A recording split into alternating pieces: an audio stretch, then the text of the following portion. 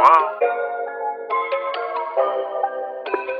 you'd like to make a call, please hang up and try again. Hey, I'm Madeline Butini, the host of 1-800-MAD-BUTT. I'm a visual artist from Australia on a conversational journey to call up and talk with the best artists, entrepreneurs, and visionaries of our time. Join myself and my guests as we unravel the stories behind their breathtaking creations and groundbreaking businesses. Make sure to check out our Instagram for extra show notes. You can view it at 1-800-MAD-BUTT. Alright, cool. Let's get into it. Hey crew, this episode is a little different. Before we jump in, I want to mention that this podcast is 100% fully funded by myself, and I have put some 1-800-MAD-BUTT bumper stickers on my gift shop for $10 each. This goes to help me continue creating this content and cover any costs of this podcast. So if you love this podcast, please share, rate, follow it, etc., or purchase a sticker if you can. You can find these on my gift shop, madbutt.com.au, or through Etsy. Search for Art by MAD-BUTT. So today isn't an art podcast. I am talking with Anna, who is one of the founders of the Australian-based non-for-profit charity, the Survivor Hub. The Survivor Hub is a survivor-led initiative harnessing our knowledge and lived experience to support, inform, and empower people who've been impacted by sexual assault. The Survivor Hub is a safe and inclusive space where survivors can connect, be informed, and feel supported. Trigger warning, we do discuss sexual assault, and some of this episode might be triggering for some listeners and might not be appropriate for little ears. If you feel upset at all by this content, please reach out to Full Stop Australia on 1-800-385-578 or Lifeline on 131114. All right, let's get into it. Hey, how you doing, Anna? Good, how are you? I'm well, thank you. Thank you so much for coming on my podcast, 1-800-MAD-BUTT, to talk about your fabulous organisation that I adore, the Survivor Hub. Thank you. Thanks for having me. You ready to just jump into it? Yeah, definitely. Cool. So I'm going to ask you the question that I ask everyone, which is, tell us who you are and what you do. Okay, so, my name is Anna. I use she, her pronouns, and I'm a co-founder and director of the Survivor Hub. And aside from that, I'm also studying social work, and I've just completed my first social work placement in Broken Hill in Willicully Country. And the Survivor Hub is a survivor-led initiative harnessing our knowledge and lived experiences to support, inform, and empower people impacted by sexual assault. And so what that really looks like is we run peer support groups in locations across New South Wales, Victoria, and online. Yeah, amazing. I love that. Can I ask you a question? And I'll edit this out. How old are you? 22. Oh my God, babe, I'm 30 and I feel like I've done so much. You don't have to edit that out. That's okay. Okay. I was a co-founder of the Survivor Hub when I was 20. So I hadn't even turned 21 yet. I was close to turning 21 though. Oh my gosh, that's incredible. I love this. You guys are just like, the new generation is just like, I mean, you guys have all got your head around like the internet and social media and all that kind of stuff. And so it's just like, I don't know, I love it. You know what I mean? Yeah, thank you. Yeah, the Survivor movement is really led by young people at the moment. Like they're the loudest voices, I think. But I'm not that much younger than you. No. We're the same generation or very similar. Yeah, I was doing an interview last night and I was like, I don't even know what the placements of the generations are. But anyway, they all just mesh into one now. I'm just like, that's what it is. Yeah. So can you tell us how the Survivor Hub came to be? Yeah, so I can only speak from my own experience and not from the other co-founders' experiences. But for me, the Survivor Hub came out of a need to be connected with other survivors, so peers who had similar lived experiences to me and who were going through the same processes as me and people that I could connect with about that. And so my first experience of that happening was when I was actually in the court process and I was sitting outside a courtroom just before my trial was starting.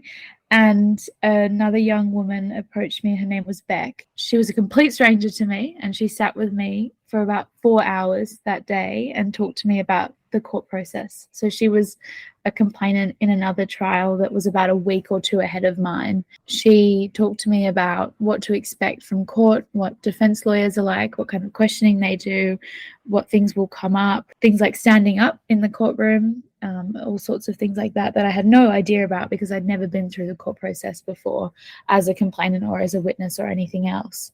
Sitting with Beck that day and talking to Beck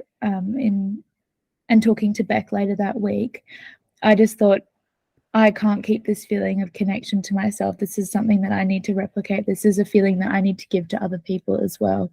And so I connected with other survivors, and together we decided to start the Survivor Hub, and they have similar experiences of wanting that connection and feeling that isolation and that loneliness that it feels to be a survivor often.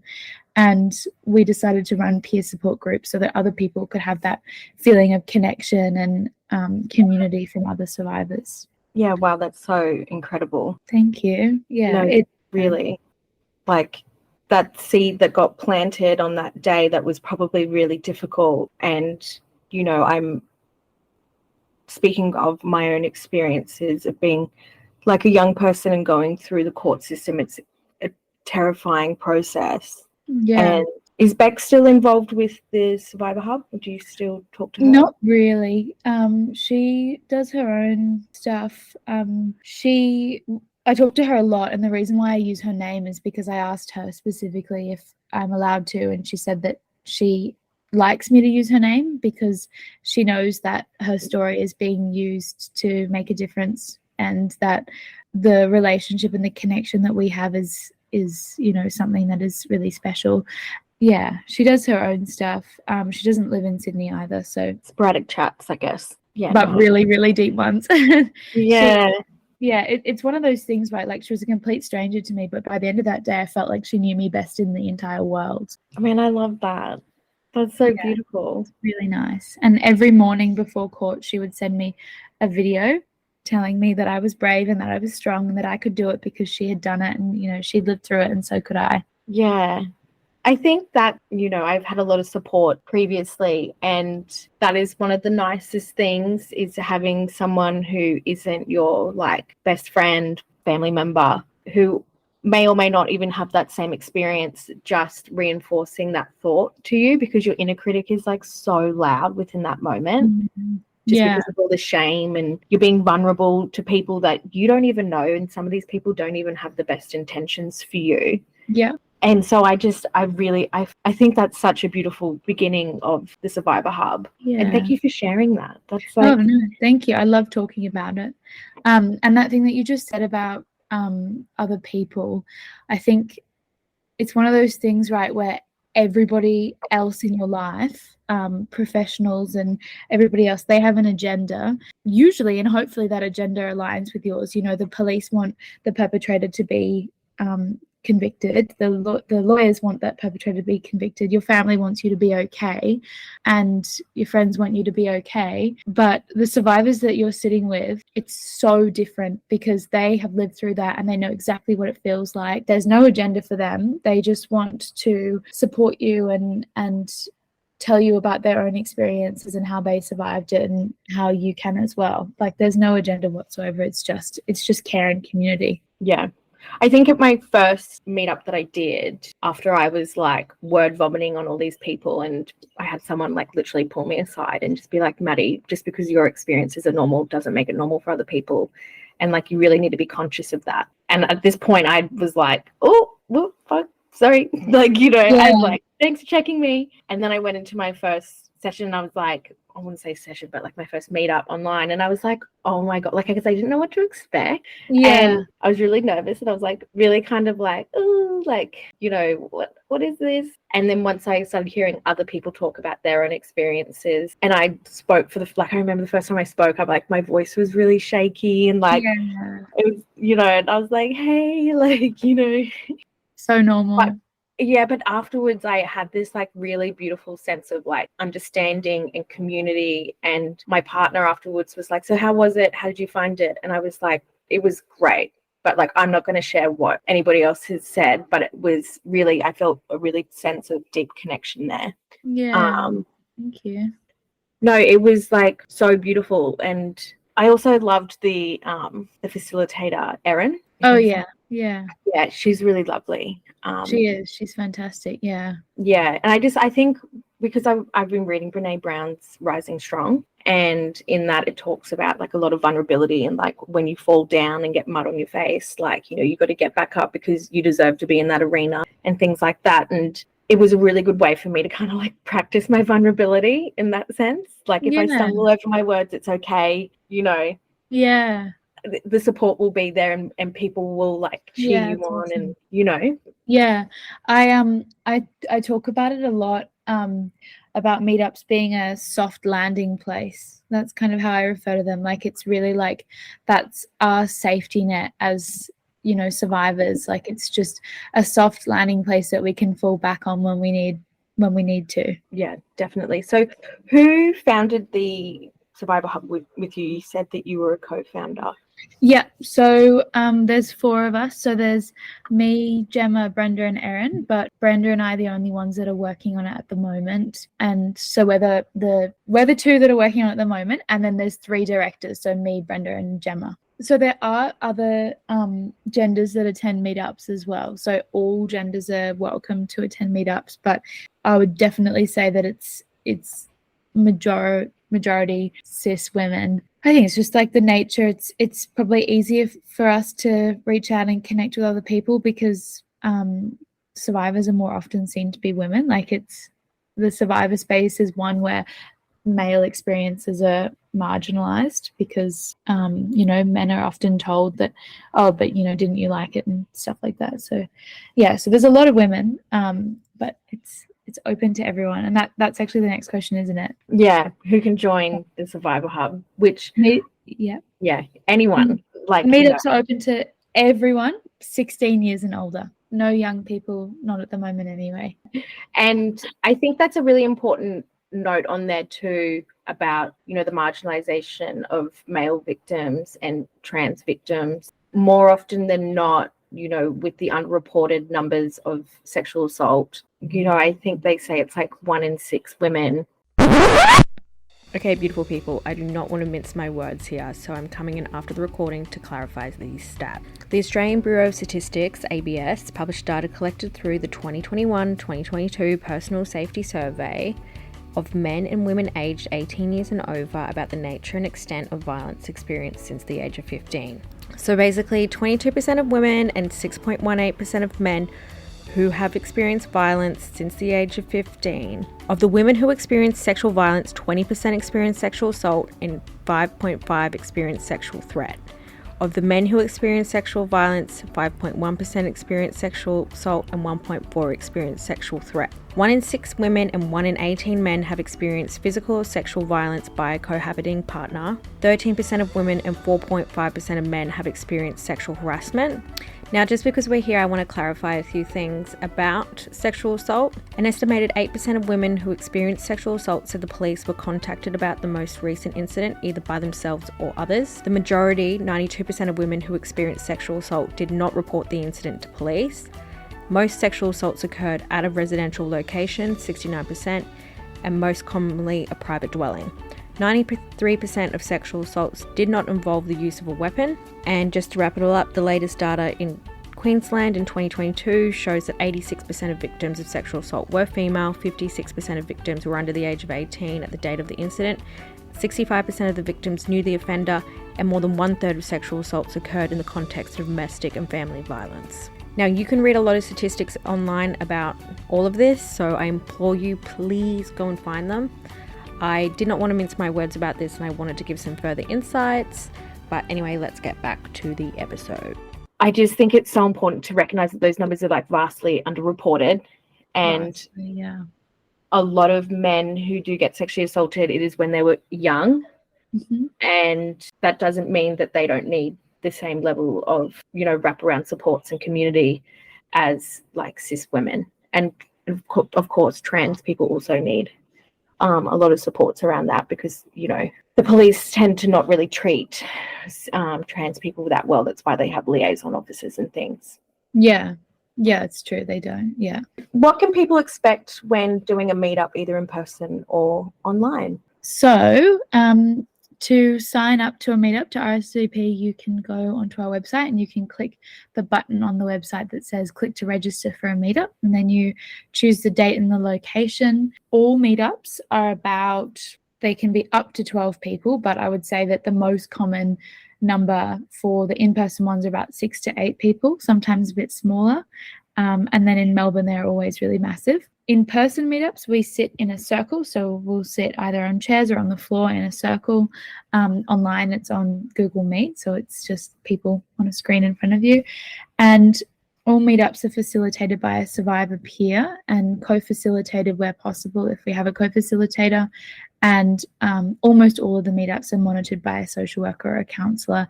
And in some of those locations, those are trauma specialist counsellors, including the one in Balmain, which is it's supported by Full Stop Australia, and they have provided us with a trauma specialist counsellor, which is fantastic.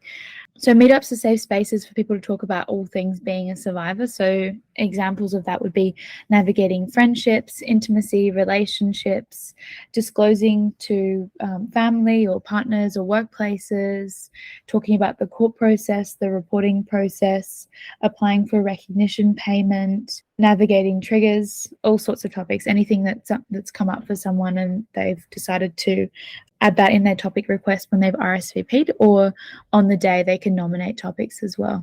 Yeah.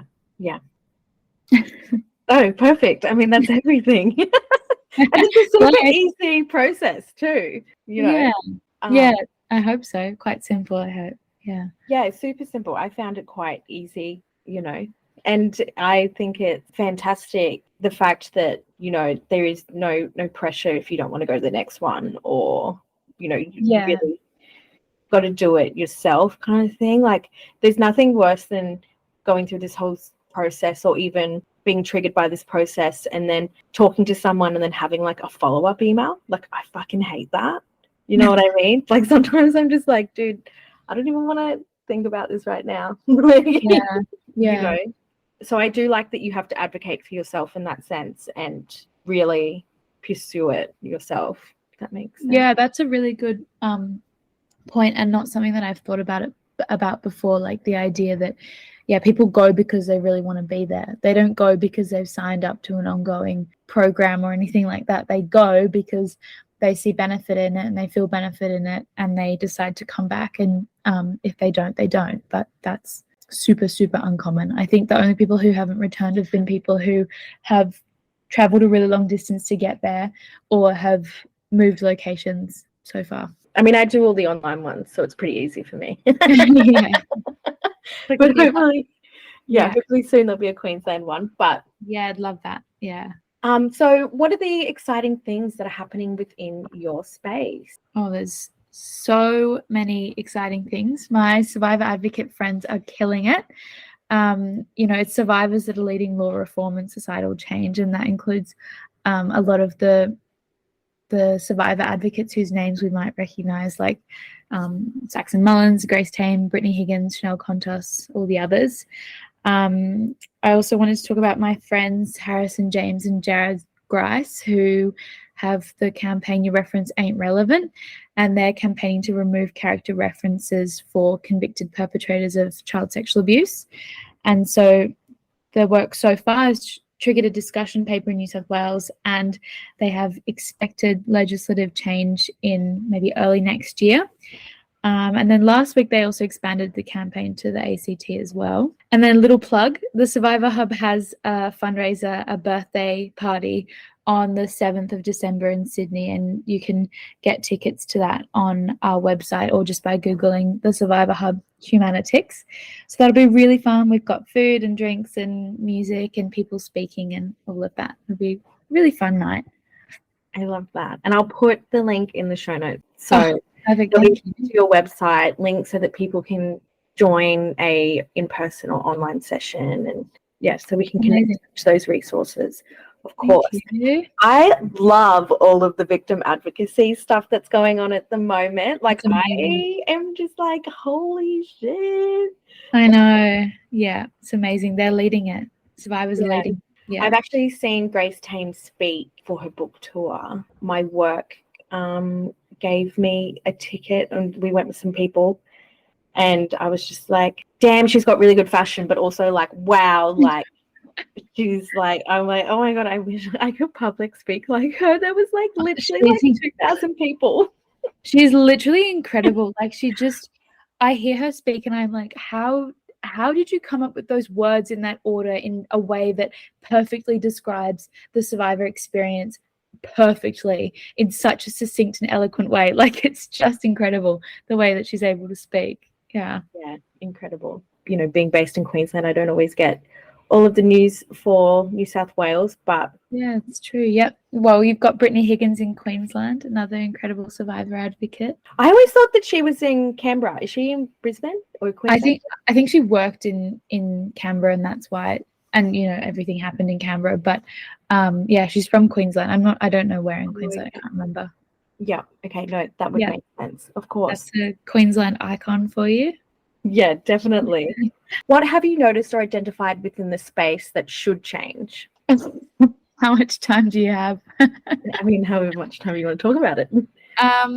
So much needs to change. A huge aspect that needs to change is the court process all across Australia, but I can only really speak from my experience in New South Wales courts. But you can just apply that to the rest of the courts because they're just as bad as each other, with only few differences. It's too lengthy, it's traumatic, it's exhausting, it's disempowering, it puts the survivor on trial, it allows the perpetrator, or the alleged perpetrator I should say, to just sit there and say nothing and just watch it all unfold. We saw publicly what happened to Brittany Higgins. It's exactly like that for all the other survivors going through the court process. She's not an exception, she's the rule, except for obviously hers was a lot more public than other survivors, which was cruel and unfair and unnecessary, and I don't know how she lived through that. There's other things. We need better comprehensive relationships and sex education across Australia. We need to be teaching it from kids from the very early ages, with a model that continues to develop as they get older. We need peer support groups across Australia. We need the survivor hub to expand. We need police and judicial training that's co-designed and delivered by survivors.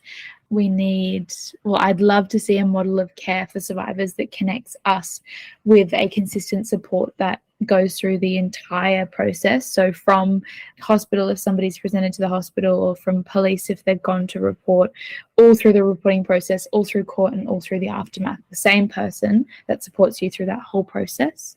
And across the board, and all the things that need to change and need to be better, we need to make sure that the people that are involved in making those changes are listening to and working with survivors to make those changes. I could keep going. Just the tip of the iceberg. That's 1% of what I could say. Yes. And so with your social work degree, do you intend on using that to make some changes and follow in the same footsteps as Grace Tame and things like that? What's your plans? Do you think that you could be involved with something like that? Well, I'd love to work with survivors with my social work degree when I finish. I don't know what capacity that will be in. I don't really see myself working in policy, at least until I have some frontline experience. I do advocacy work all the time, and I'll never stop doing advocacy work because I'm just so angry and I just see, injustices everywhere. So, whether or not I use my degree to do that, I don't know. No, I just thought I'd ask because, such a smart, person doing such beautiful things, and you've got your head really screwed on, and it seems like you really know, this is the lens that we're in. This is what needs to happen.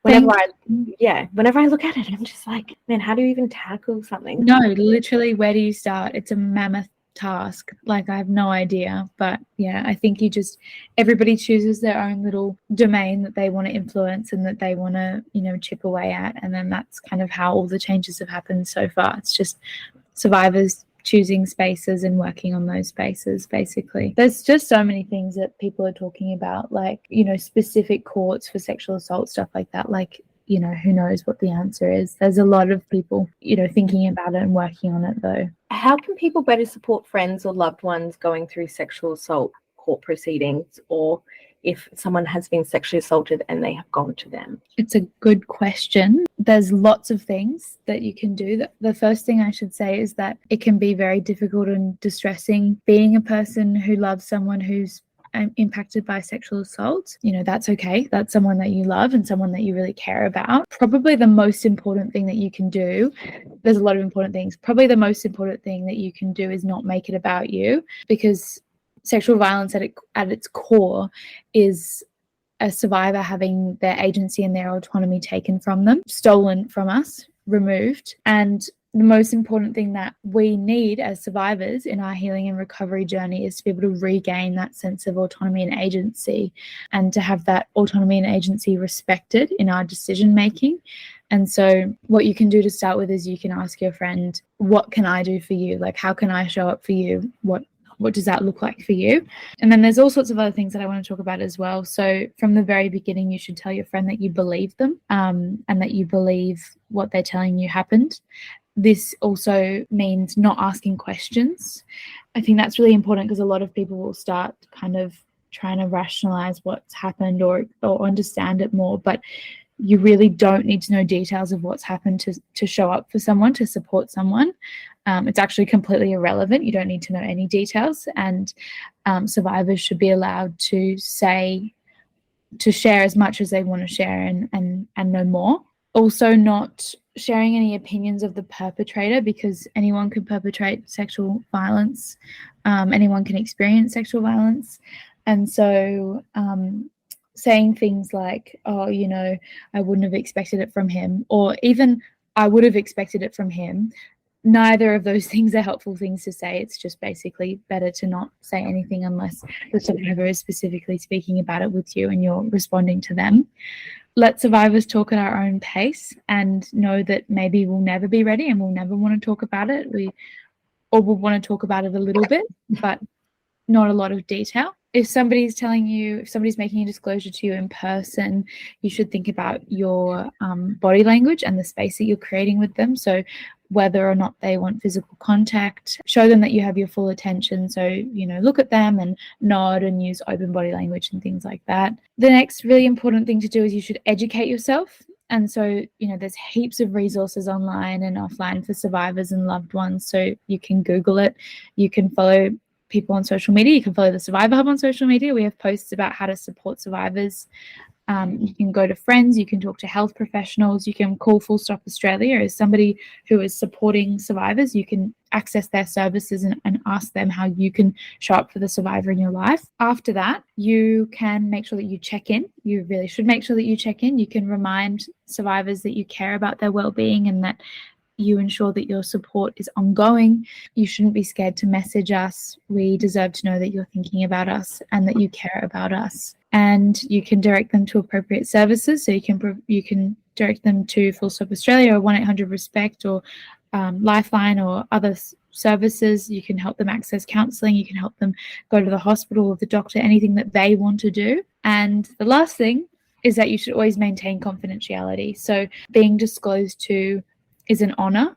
It means that somebody trusts you with what's probably the worst thing that's ever happened to them in their life. Breaching confidentiality inappropriately can put the survivor or other people at risk of further harm, and it's a deeply hurtful thing to do, and it can cause feelings of betrayal. Nice. It's a long one. Good. I was like, I've got a list. No, that's perfect. I mean, you're the expert at this, so that's why we've got you on, so that, you know, people can use this as a resource to then find other resources or learn something that maybe they don't know, because sexual assault is an epidemic and it's a hidden epidemic. And, you know, I think hopefully when we open up more avenues for conversation, that's when things will maybe start to get slightly better for survivors, a lot worse for perpetrators. Yeah. Or alleged perpetrators, I should say. Yeah, no. Well, yeah, perpetrators, yeah. So those were some really heavy chats. So now I want to ask you something really light, which is, what is your favorite self-care technique? Well, when I'm at home after a meetup, we do self-care techniques, and I always say I'm going to go home and cuddle my dog, but I'm in Broken Hill for my placement, and so my Broken Hill self-care technique is to go and look at a Broken Hill sunset. And Broken Hill's famous for their sunsets because they've the most incredible expansive views across the desert, and they are just like, the colors are just unimaginable. It's just so beautiful. I love that. You need to send me a photo so I can put it on the Instagram so people can see the sunset. Yes, talking I'll about. I'll send you all the photos.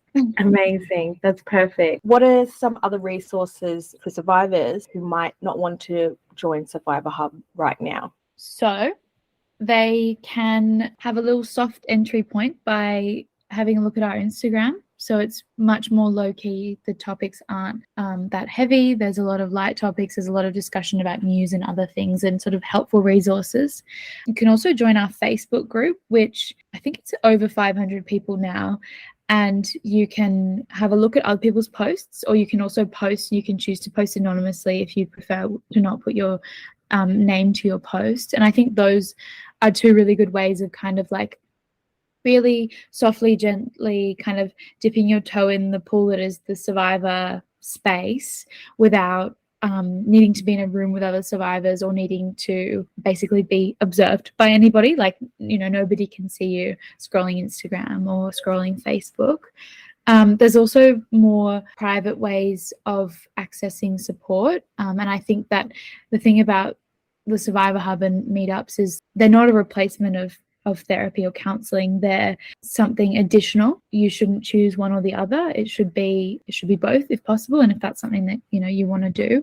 And so people can call Full Stop Australia for free, and they can talk to counsellors who are specifically trained in supporting survivors about their experiences. And Full Stop Australia is a good starting place for survivors, because if they're not the right people for you, then they'll know who the right people are and can help you access counselling elsewhere if that's something that needs to happen or that you want to happen, like maybe in person or something like that, depending on where you're located. Yeah, there's like books. There's, books written by survivors like Bree Lee, Chanel Contos's book, Chanel Miller's book, Know My Name. Literally so many resources. Like, I think one of the first books I read was The Body Keeps a Score. Yeah, it's a good one. And then from there, what else did I read? And now I'm just on like a Brene Brown train. Like, I just love her. She's like... Yeah, I've read some Brene Brown as well. Yeah. There's also Judith Herman's book, Trauma and Recovery, which a lot of survivors really like. Okay, and cool. I really, really liked that. I especially liked the parts about the court process. There's some really, really interesting things said in there that, was said decades ago and still haven't changed. And do you have any positions for new staff at the moment? Did you want to do a call out for extra volunteer support or donations or anything like that? Yeah, we're always looking for volunteers. We haven't got any staff. So all the directors are volunteers as well, including myself. We're always looking for volunteers. People can email us a CV and tell us what they're interested in doing, and then we can have a Zoom and talk about it. And so if people want to donate to the Survivor Hub, where can they go? Do you guys take donations currently? Yes, please. We take donations on our website. So if you just go to our website, it should be pretty obvious from there. It'll be big button that says donate. Okay, cool. And you guys are a registered charity, which I saw. So we are, yeah. So we have DGR status. So donations made to us are tax deductible, which is very exciting. Yay! What are your plans for Survivor Hub going into 2024? So we want to continue our existing meetup locations. We want to expand to new locations. We want to do more advocacy work, and most importantly, we want to reach more survivors and the organizations supporting survivors so that people know that we exist. Pretty simple. Yeah, I love this. It's just like, just grow. Yeah, just grow. Yeah.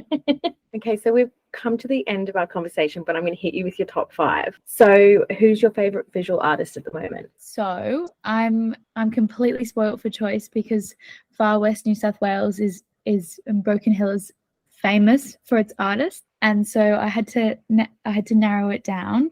And I want to talk about my friend Anthony Hayward from Mullengy Carvings, who recently opened his art exhibition last Friday, and that's on at the moment, and you can buy his art as well. And I also had the incredible fortune to be able to sit with a Barkindji artist, Fiona Bates, as she painted a mural for a few weeks, which depicts a view of Midwinji National Park, which is Barkindji land. Two incredible artists out of quite literally hundreds of incredible artists in Broken Hill and the surrounding areas. Amazing. And so who are you listening to the most at the moment? If it could be a podcast, music, or both? I used to really be so into podcasts, but I haven't really had the brain capacity at the moment. So I've been listening to a lot of music, and I've been doing a lot of dancing just to relax a little bit after placement.